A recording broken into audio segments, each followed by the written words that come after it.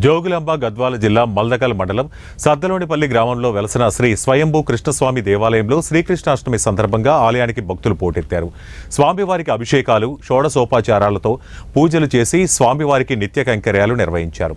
ఈ సందర్భంగా ఆలయ ప్రధాన అర్చకులు మాట్లాడుతూ స్వామివారికి ప్రతినిత్యం సుప్రభాత సేవతో మొదలై రాత్రి ఊంజల సేవతో ముగుస్తుందని తెలిపారు.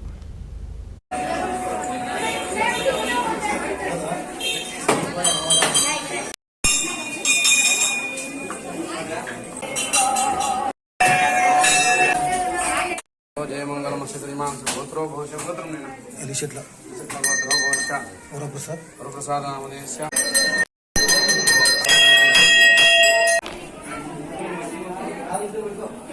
మరి స్వయంభూ కృష్ణస్వామి దేవస్థానం సద్దలోనిపల్లి మరి ఇక్కడ స్వామి ఎంతో విశేషంగా స్వయంభూగా వెలిశాడు, ఉద్భవించాడు. ఇక్కడ మరి ఎంతో మంది భక్తులు కూడా ఇక్కడికి వచ్చి మరి దర్శనం చేసుకుంటుంటారు.